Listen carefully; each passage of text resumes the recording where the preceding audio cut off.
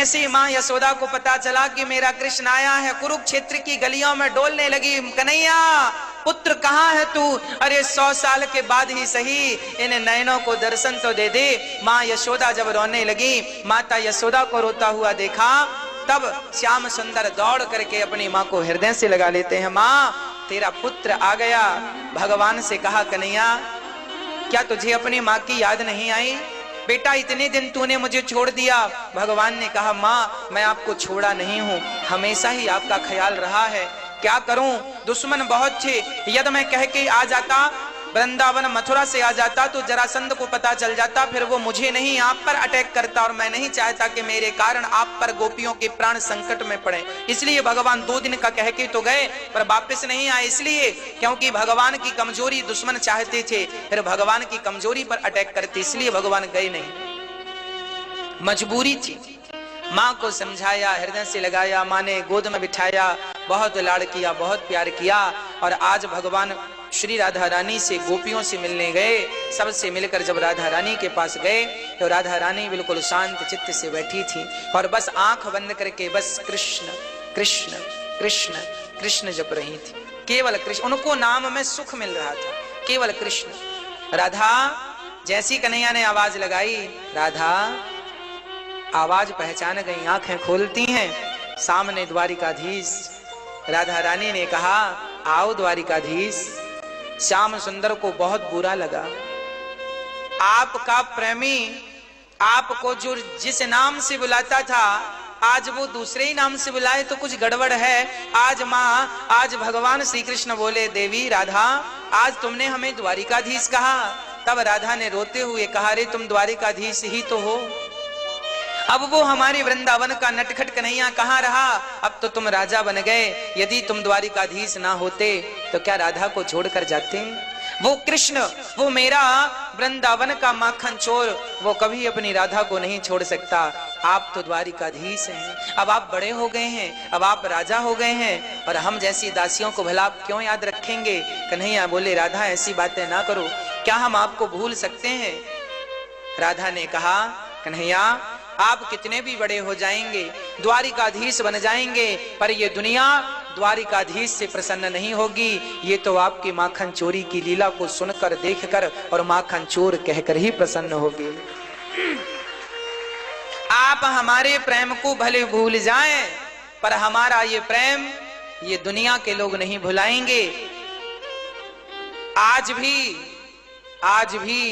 कृष्ण रुक्मणी के संग नहीं, राधा रानी के संग मंदिरों में खड़े हैं, क्योंकि राधा प्रेम का प्रतीक है। और भगवान से प्रेम कैसे किया जाता है, कोई राधा का जीवन देखे तो पता चले कि प्रेम कैसा होता। 100 वर्षों तक केवल रोई है राधा रानी, केवल कृष्ण के लिए।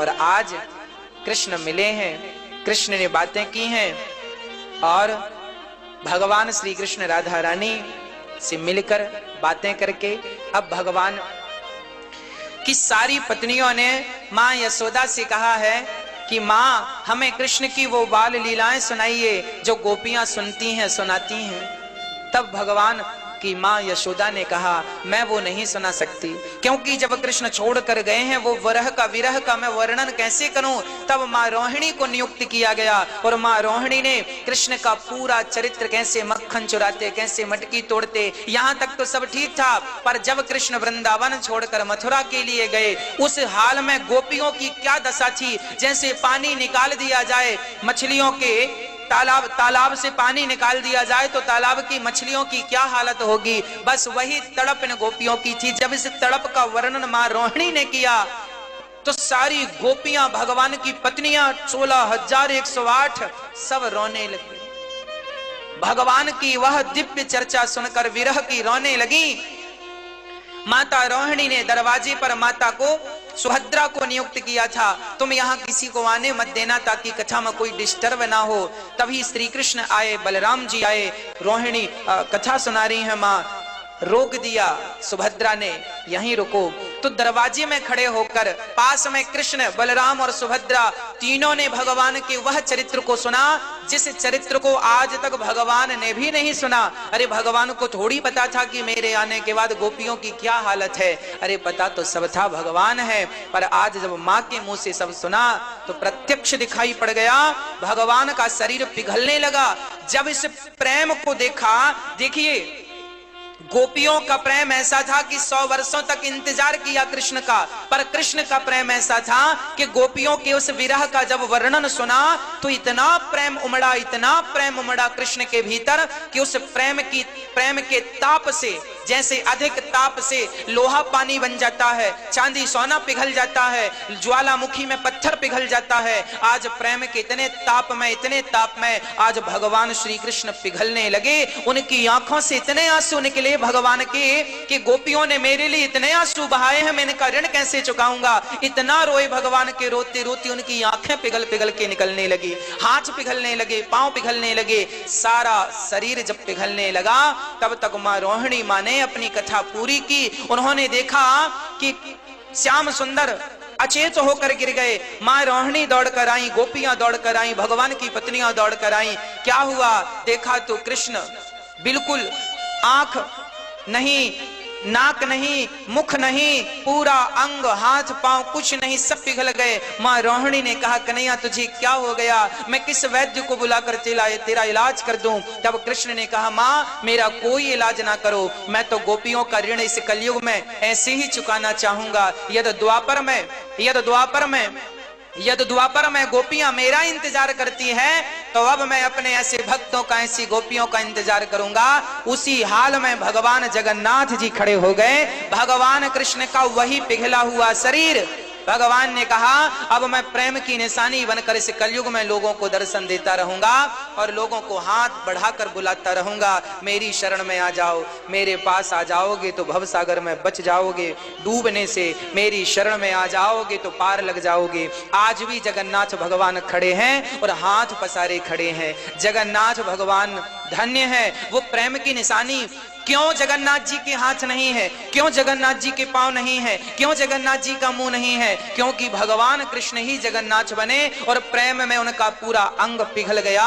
जैसे अधिक ताप में लोहा पिघल जाता है, प्रेम की अधिकता इतनी हुई कि भगवान का शरीर पिघल गया, सुभद्रा पिघल गई, बलराम पिघल गए, वह तीनों जगन्नाथ बन के जगन्नाथपुरी में जगन्नाथ भगवान, बलदाऊ भैया और सुभद्रा तीनों हाथ पसारे खड़े।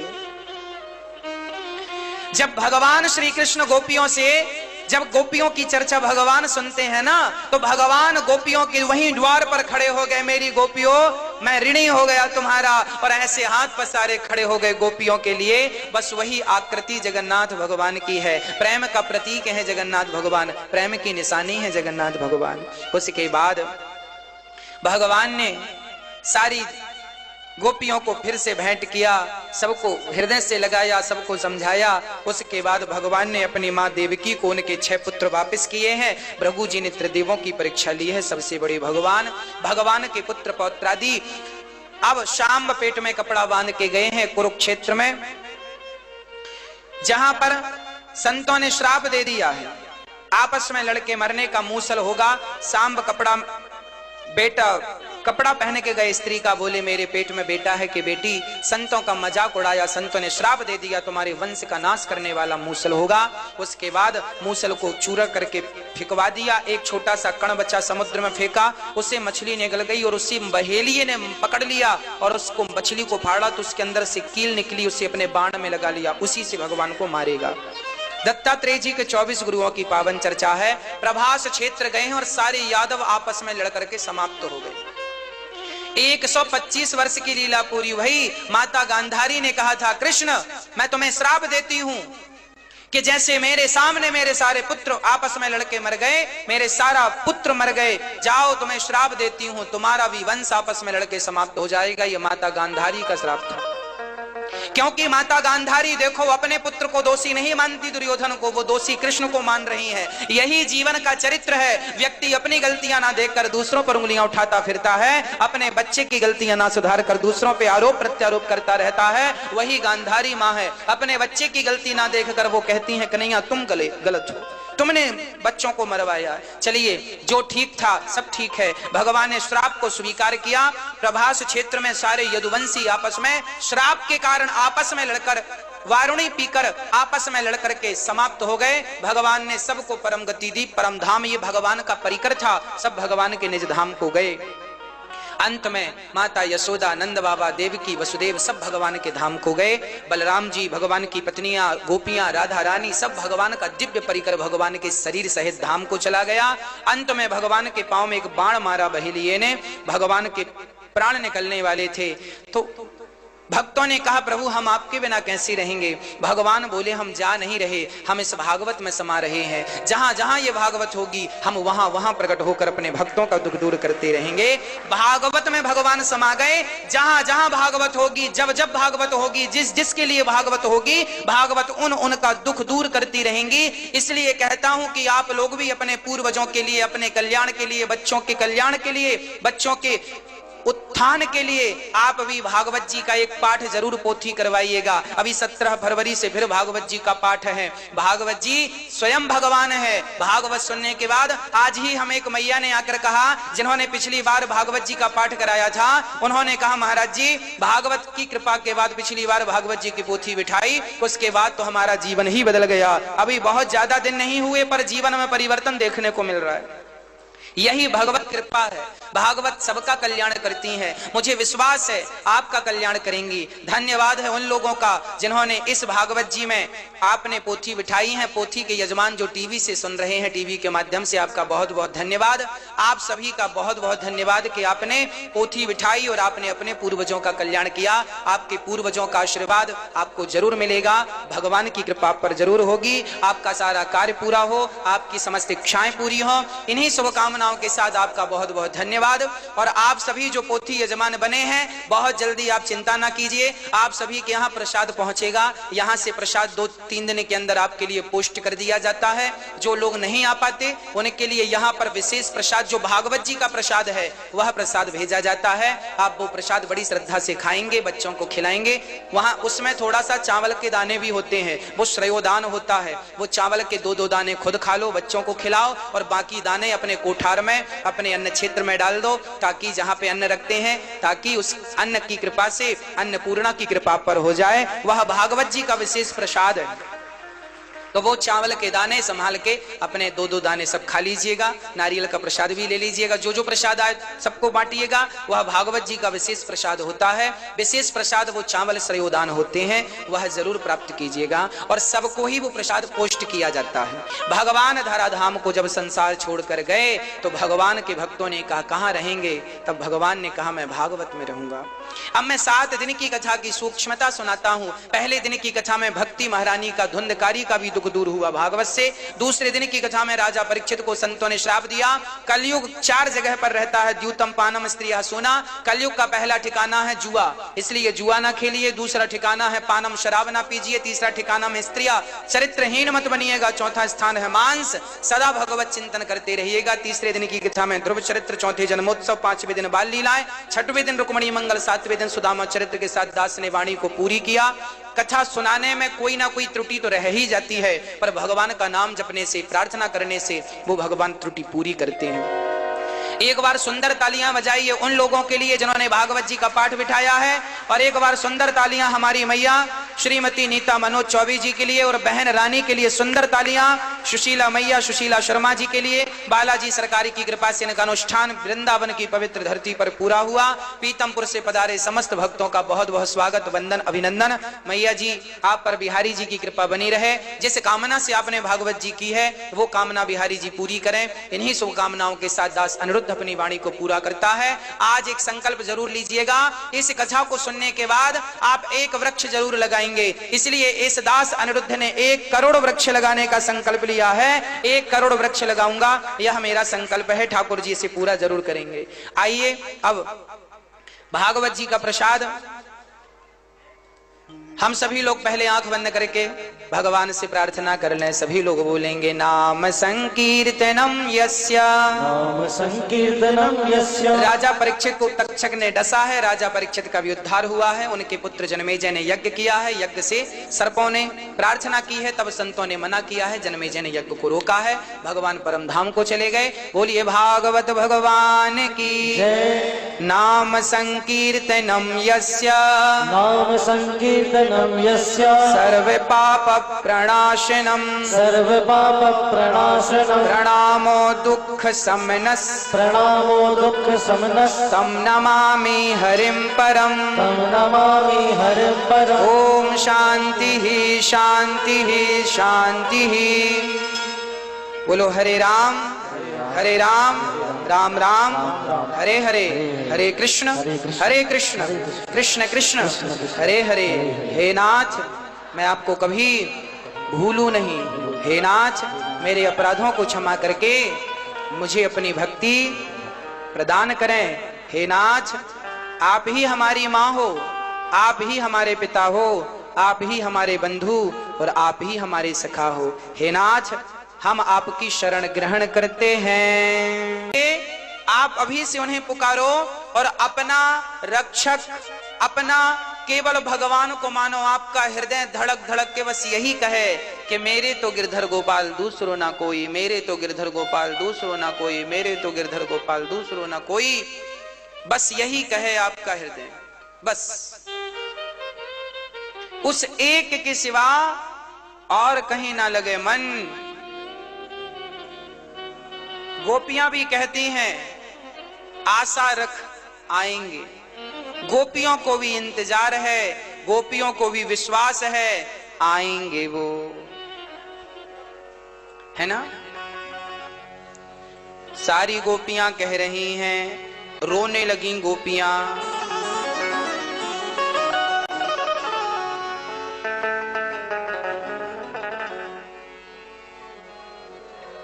उद्धव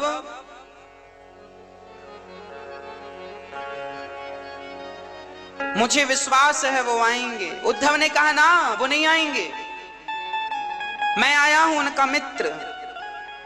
उद्धव जी कह रहे हैं वो नहीं आएंगे और गोपियों का विश्वास कहता है कि वो आएंगे। ज्ञानी और प्रेमी दोनों में बहुत अंतर है। ज्ञानी सिर्फ बातें करने के लिए ज्ञानी है, जबकि प्रेमी उन बातों को चरितार्थ करके जीता है। ज्ञानी केवल ये कहता है भगवान सब जगह है, पर प्रेमी ये नहीं कहता कि भगवान सब जगह है, वो सब जगह भगवान को देखकर प्रैक्टिकल करता है। ज्ञानी केवल पढ़ता है, जबकि प्रेमी उसको प्रैक्टिकली चरितार्थ करता है।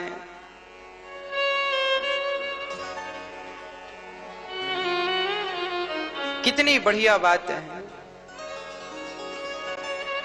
क्या कह रही हैं गोपियां? हे श्याम सुंदर हरि आएंगे, हरि आएंगे, हरि आएंगे, हरि आएंगे,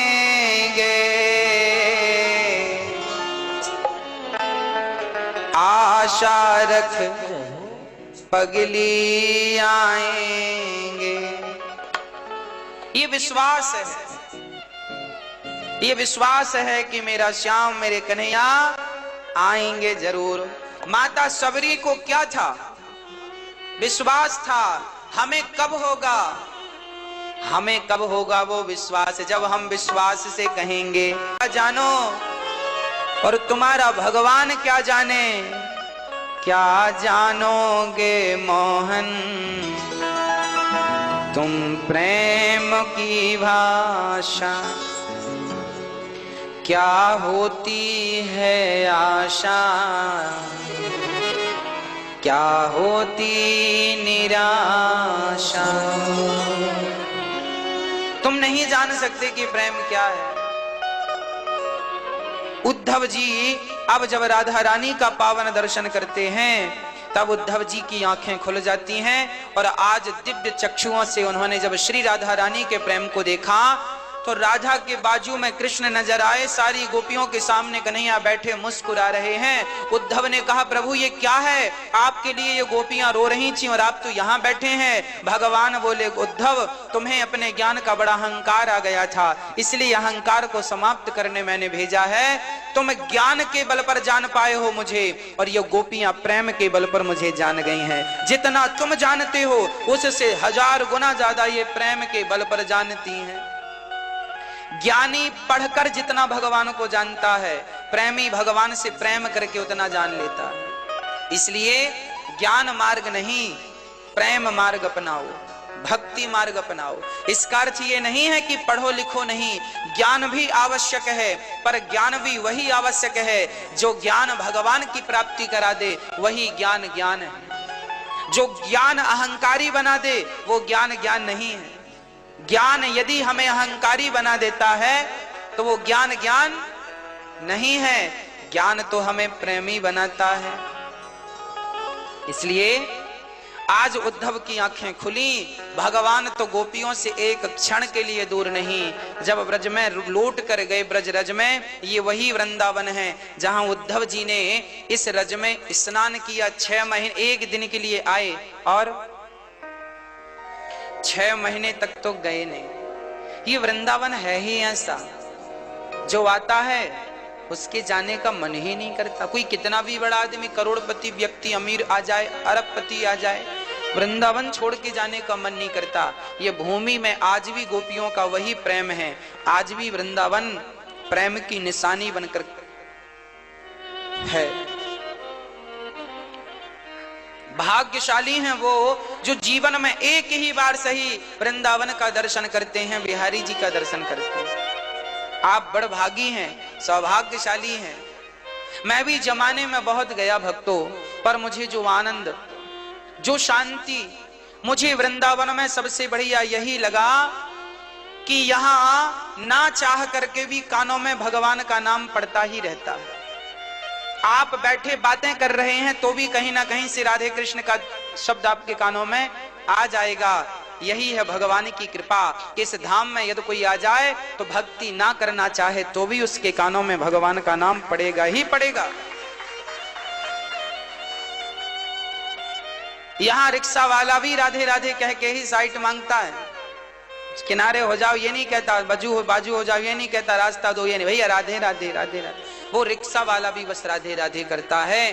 तो ये वृंदावन है, इस वृंदावन की महिमा कोई भगवान का भक्त हो तो जाने कि वृंदावन क्या है। सामान्य दृष्टि से देखोगे तो लगेगा कि यहाँ तो सड़क है, यहाँ तो नाला नाली है, ये गंदा है, ये पड़ा है, पर जब दिव्य चक्षुओं से देखोगे तो वृंदावन के कण कण में राधा और कृष्ण का पावन दर्शन होगा। यही वृंदावन है। भगवान श्री कृष्ण माता रुक्मणी से विवाह करते हैं, उद्धव को हृदय में दर्शन कराते हैं। भगवान का पहला विवाह हुआ है रुक्मणी जी से, दूसरा विवाह हुआ है भगवान का जाम्बवती से, जाम्बवंत की बेटी जाम्बवती। भगवान का दूसरा विवाह जाम्बवती से हुआ। अच्छा, जाम्बवंत जी तो त्रेता के थे, द्वापर में बेटी का विवाह क्यों? हाँ, इन्होंने राम जी से कहा था आप हमारी बेटी से विवाह कर लो। राम जी ने कहा अगली बार करेंगे, अभी तो हम एक पत्नी व्रता हैं। वही जाम्बवंत जी से भगवान ने विवाह किया। एक्चुअली हुआ क्या था कि भगवान के नगर में एक व्यक्ति रहता था, नाम था सत्राजित। उनके पास मणि थी। क्या थी उनके पास? मणि। वो मणि जो थी 100 किलो सोना रोज देती थी। 100 किलो सोना पाकर भला किसका भाग्य नहीं खुल जाएगा। अब वो धन पाकर इतने बौरा गए कि उन्हें अहंकार आ गया। भगवान ने कहा ये मणि हमें दे दो तो इससे प्रजा का उत्थान हो। उन्होंने नहीं दिया और वह मणि उनके भाई प्रसेन जंगल पहनकर चले गए। बब्बर शेर ने उन्हें मार डाला और ले जाकर मणि जाम्बवंत जी ने शेर को मारकर मणि अपनी बेटी को दे दी। अब भगवान को झूठा कलंक लगा कि कृष्ण से, लगता है कृष्ण ने मणि मांगी हमने नहीं दी, लगता है भाई को मारकर मणि चुरा ली। अब भगवान पर झूठे कलंक लगाए गए। भगवान पर कलंक आरोप प्रत्यारोप लगा, आपने मणि चुरा ली, आपने मणि हरण कर ली। क्या क्या ना कहा, क्या क्या ना कलंक लगा। इन कलंकों से भी भगवान बचाएं तो लोग बचें, नहीं तो झूठे ही सही लोगों को कलंक लग जाते हैं। हाँ, तो 17 जितने कलंक लगा दिया भगवान को कि इन्होंने मणि चुरा ली है। अब भगवान जंगल गए। अच्छा, भगवान को ये कलंक क्यों लगा? क्योंकि गणेश चतुर्थी की चंद्रमा को देखा। अच्छा, हम तो सीधी बात करें, जब हम कोई पाप करते हैं मेरी माँ, तो हमारे जीवन का वह पाप ही कलंक बन करके प्रकट हो जाता है। यदि जीवन में झूठा कलंक लगे तो परेशान होने की जरूरत नहीं है। हाँ, उस कलंक को आप सिद्ध करके बताइए कि भाई देखो बात ये नहीं, ये है सच्ची बात। कोशिश करिए कि वो सिद्ध हो सके आपकी सही बात। अच्छा, कई लोग स्वयं गलत होते हैं और अपने आप को सही साबित करने में लग जाते हैं। ऐसा नहीं करना चाहिए। यदि आप गलत हैं तो अपनी गलती स्वीकार कर लीजिए। गलती स्वीकार कर लेने से वो गलती क्षमा हो जाएगी, वो पाप तुरंत नष्ट हो जाएगा। और यदि आपने गलती की फिर भी आप उसको स्वीकार नहीं करते हैं और अपने आप को सच साबित करने की होड़ लगा रहे हैं, तो आप पाप ही करते जा रहे हैं। कहते हैं ना, एक गलती के लिए 1000 और गलतियां करनी पड़ती हैं। एक झूठ की यदि कोई रक्षा करे तो एक झूठ की रक्षा में और 1000 झूठ बोलने। अरे तो झूठ की रक्षा क्यों करना, सच की रक्षा करो। सच बोल दो, बात खत्म हो जाएगी। कह दो कि आप ऐसे हैं। पहली बात तो गलतियां करनी नहीं चाहिए, और किए हो तो स्वीकार कर लो, खत्म हो जाएगी।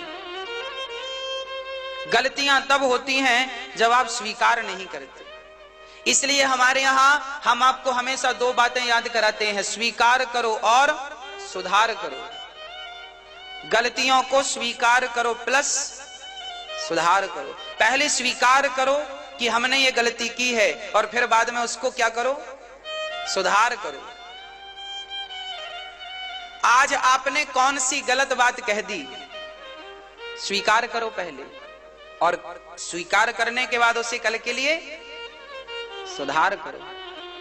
आपने अपनी सास से, ससुर से, पत्नी से, पति से, पुत्र से क्या गलत व्यवहार किया है, जो गलत व्यवहार किया है उसे स्वीकार करो।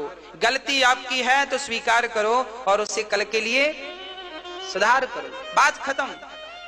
कई लोग गलती पर गलती करते जाते हैं और मानने को तैयार नहीं होते। ऐसे लोग घोर नरक में जाते हैं।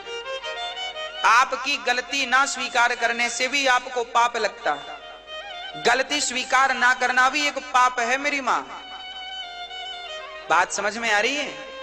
इसलिए गलतियों को क्या करो, गलतियां सबसे होती हैं, हमसे भी गलतियां होती हैं, बहुत सारी गलतियां हम करते हैं। पर जब हमें, अच्छा ये दास अनिरुद्ध की एक बात आपको बता दूं कि हमने जीवन में जो गलती एक बार की है उस गलती को दोबारा नहीं किया।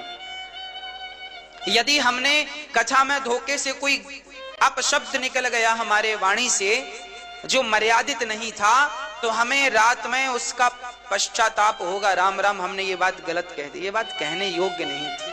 हम उसका प्रायश्चित करते हैं, स्वीकार करते हैं कि हाँ आज की कथा में हमने ये बात गलत कह दी, नहीं कहनी थी, और हम उसे स्वीकार करते हैं कि ये गलती हुई है और हमेशा के लिए उसको डिलीट कर देते हैं। कहेंगे भी तो उसको दूसरे ढंग से कहेंगे जो ढंग सही होगा। तो हम गलती करते हैं, व्यवहार जगत में भी गलती करते हैं, उसे स्वीकार करते हैं और सुधार करते हैं। गलतियां बहुत होती हैं, सुधारते जाओ। आप अपनी गलतियों को सुधारते जाओ, सुधारते जाओ, सुधारते जाओ। जो व्यक्ति अपनी गलतियों को देखने में समय लगाता है वही आगे चले हीरा बन के चमकता है, और जो दूसरों की गलतियां ढूंढता रहता है वो ना घर का रह जाता है ना घाट का रह जा। अपनी बुरा जो देखन मैं चला, बुरा ना मिलिया कोई, जो दिल खोजा आप ना हमसे बुरा ना कोई। देखना ही है, अपनी गलती देखो। आज हमने क्या गलत व्यवहार किया है, आज आपसे अभद्रता से बात की, आज हमें ऐसा व्यवहार आपके साथ नहीं करना चाहिए था। हमें स्वीकार करना होगा। आपने अपनी पत्नी से क्या गलत बात की, स्वीकार करो, सुधार कर लो। आपने अपने पति से क्या गलत कहा, स्वीकार करो, सुधार करो। अपनी सास से क्या गलत कहा, स्वीकार करो, सुधार करो। क्या दिल दुखाया किसी का, स्वीकार करो, सुधार करो। आपने व्यापार में क्या गलती की है, क्यों नहीं आपका व्यापार चल रहा है, उसमें क्या कमियां रह गई हैं, उसे स्वीकार करो और सुधार करो।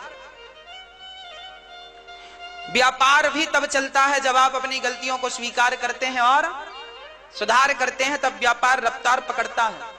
आप गलतियां करते जाएंगे, गलतियां करते जाएंगे, गलतियां करते जाएंगे तो कस्टमर क्या होगा, अरे वो व्यक्ति फलानी चीज लिए थे, गलत निकली, अच्छी नहीं, कल को आएगा नहीं। ऐसे करते करते आपकी दुकानदारी ठप हो जाएगी। इसलिए व्यापार बिजनेस लाइन में भी गलतियों को स्वीकार करना होता है और सुधार करना होता है। जो व्यक्ति अपनी गलतियों को स्वीकार करना समझ गया, स्वीकार करना समझ गया, बस वही जीवन में पूजनीय बन जाता है, वही अनुकरणीय हो जाता है, वही वंदनीय हो जाता है।